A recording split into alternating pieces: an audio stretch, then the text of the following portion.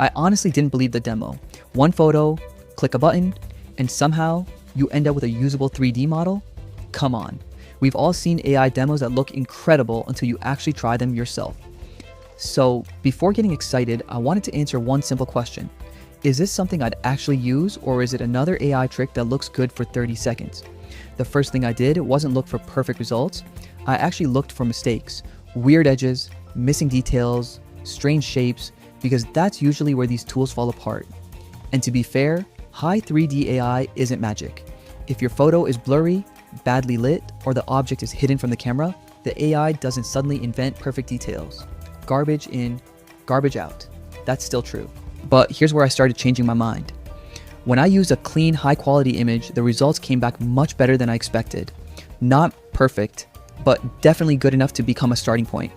And I think that's the biggest misunderstanding people have. They're expecting the final 3D asset.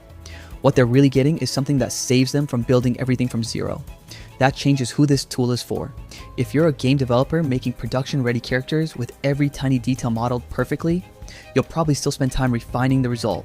But if you're a content creator, designer, e-commerce seller, educator, or someone who just needs a 3D object quickly for a project or presentation, saving hours on the first draft is a pretty big win. One thing I kept asking myself while testing it was, would I rather spend 10 minutes fixing a model or 2 hours creating one from scratch? For most people, I think the answer is obvious. The AI doesn't remove the work completely.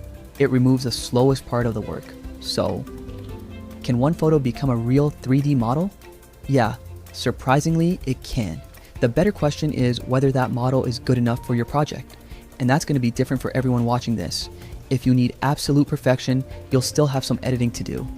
If you need speed and a solid starting point, Hi3D AI becomes much more interesting than I expected.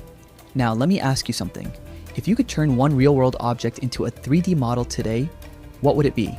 A product? A collectible? A piece of furniture? Or something completely different? Drop your answer in the comments because I'm curious to see what everyone would create first.